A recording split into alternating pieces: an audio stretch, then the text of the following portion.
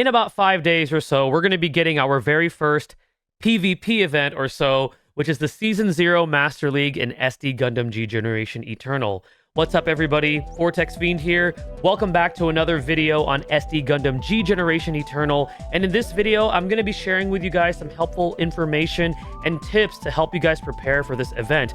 I actually have several videos in line for you guys, and this is going to be the first one to help you guys prepare before the event does go live on Thursday evening, which for me is going to be 8 p.m. Pacific. So if you guys need help translating that, just type in, what's 8 p.m. Pacific translated into my time zone, and it should tell you what time the event is going to be going live. Now, I do want to get a few housekeeping things out of the way before I get things started here.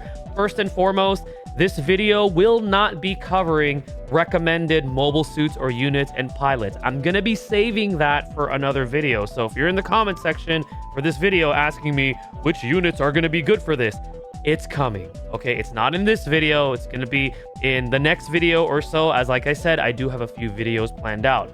Second thing is I want to give a big shout out to a Discord member named Sylpharians, who's in my Discord. I'm also going to be leaving a link to his YouTube channel in the video description, as well as the pinned comments, because he does have some SD Gundam Eternal videos out there. He actually compiled this information for me to help you guys out. And I asked him, like, yo, this is helpful. Even I learned something from here, and I want to share it with my viewers and to the community, so that way you guys have it in video format. So thank you so much. Big shout outs to Sylpharian. Show him some love on his YouTube channel. Amazing person, amazing player, and very, very knowledgeable about the game. The last thing that I want to get off my chest is more so a rant, so I apologize in advance, but I've been seeing a lot of doom posting like comments about this upcoming PvP mode, even though it's not real PvP, it's AI controlled PvP, saying that this is going to hurt the game, it's going to foster a lot of whaling, even though whaling keeps the game alive, it's going to be pay to win, all this and that. I've seen it all.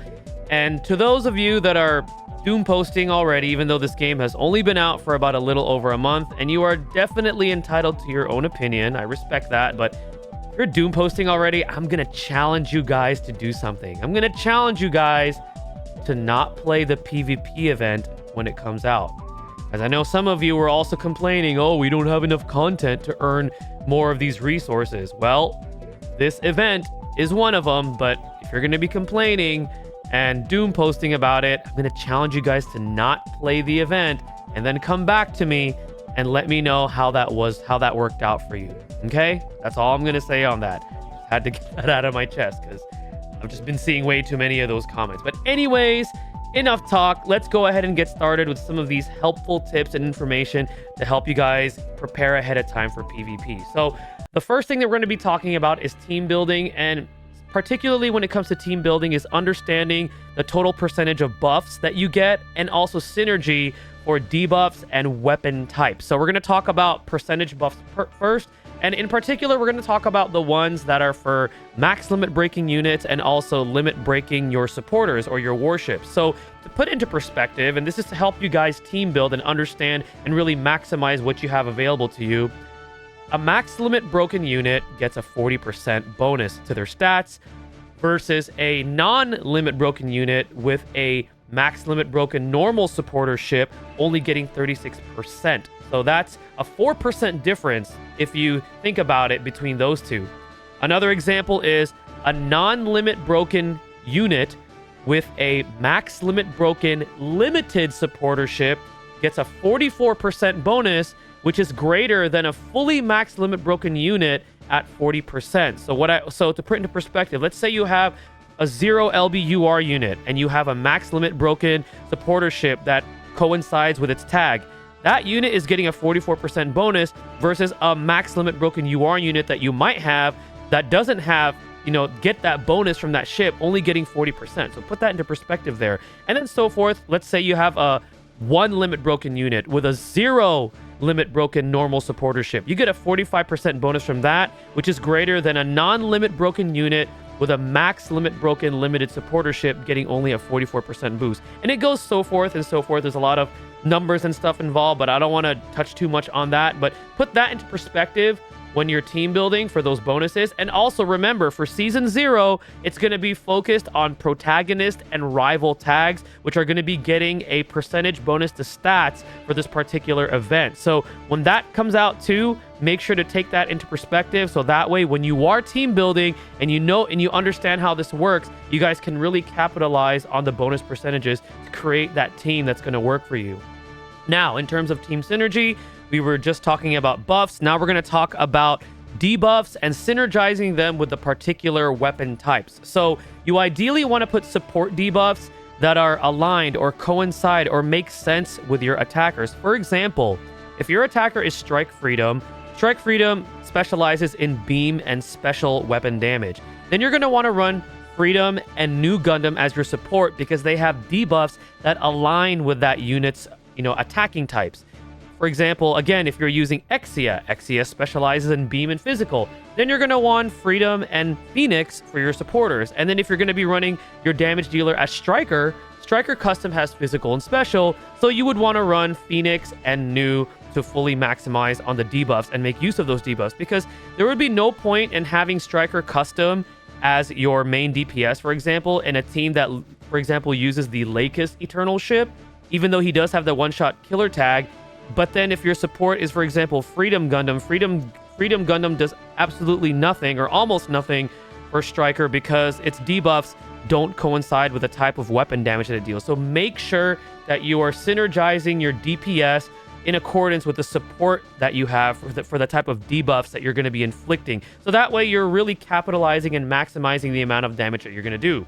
Turn order. So we already know that turn order is going to be determined by the mobility stat, which comes from the mobile suit or unit itself, and also the reaction stat, which comes from the pilot.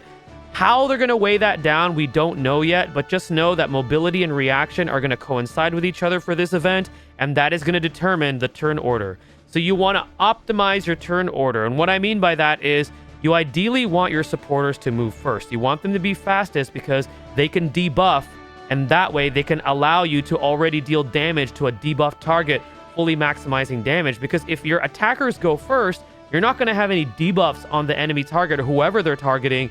And then afterwards, if your support goes second, it's not going to make sense. The order just doesn't make sense. So the way that you ideally want to do it is you want to have your supporters move first, and then your defender, because your defender usually has like either a mobility down, or for example, they also have like an attack down or something like that, because that's also helpful. And then finally, you want your attackers to move last, so then that way they're already attacking a fully debuffed target. Now, what happens if there is an example of a speed tie? So a speed tie that we're going to use for an example is, let's say you're running a team with the Unstoppable tag, and you have both Exia and Lesigne on your team. Both of those units have the exact same speed. If you double check it, especially on the GG Eternal website, if you have them both fully max limit broken, they share the exact same speed stat in terms of like the numbers. So there could be a potential of a speed tie, and what could happen there is that the AI could potentially pick Exia, your DPS, to move first. Now there is a way to influence that or modify that. So what you want to do is, in order for your supporter to move first in that instance, you want to put some kind of a modification on your DPS, such as like a heavyweight item, so then that way it reduces their mobility. So you're going to ensure that your supporter moves first. Or if you don't have access to it, like one of those heavyweight mod items, you can also put a mobility item on your supporter, so that way your supporter has more mobility and it ensures that they have a better chance of moving first.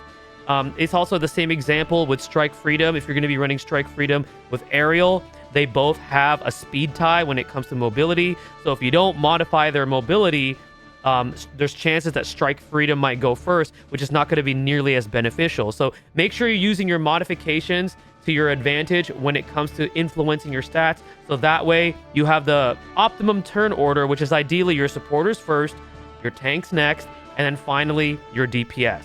In terms of tanks, and this is the last thing that we're going to be talking about for this video in terms of tips. So a pilot with 2 support defense is going to be better than 1 because it allows you to cover more attacks. And also you could essentially run 2 DPS instead of running 2 support or 2 tanks, 1 DPS. So that way you're actually maximizing your damage even more, because if you don't have access to a pilot with 2 support defense, then you probably want to try running, let's say, 2 support, 2 defense, and 1 attacker. So, but if you have a pilot that has 2 support defense, such as, for example, Mika from Iron-Blooded Orphans, or who else? I believe the SSR version of Char GQ, although his is conditional, also has the double support. And then UR Jonah also has double support. So if you're able to use one of those pilots with double support, then you could opt to run 1 defender and just maximize on the double support defense, and then afterwards run 2 DPS. And again, you want to try to make your tanks or your defender items faster than hopefully your opponent's attacker, so that way they also debuff their attack. So then when they counterattack or they attack you back, you're going to be taking less damage. But this is going to go ahead and conclude some helpful tips for you guys and some information that I wanted to share to help you guys prepare ahead of time for the upcoming PvP event. Now, I understand that there might, with the way that this PvP event is structured, it might be similar to other gacha games where, let's say, you have your attacking team and your defending team. And I've already been seeing community posts about some people saying, hey, we should help each other out and just put a really, really weak defender team. And that way, you know, everybody can just win, right? That is true, which that means all this information I provided might not be nearly as helpful. However, sometimes with these gacha games, what I've seen is that generally the way that the tiering works, the higher the tier generally will also determine like power will influence the amount of score that you could get to. And remember, the better you score, the easier it is to move to the higher tiers, which gives you better rewards. So that could play against that whole, oh, I'm going to put a really, really weak team so that weak defending team so that everybody can just capitalize on it, right? So just something to keep in mind. I am aware of that strategy. Again, I love it that the community is trying to help each other out. But again, the way that the scoring works, it might also factor how strong the defending team is as well.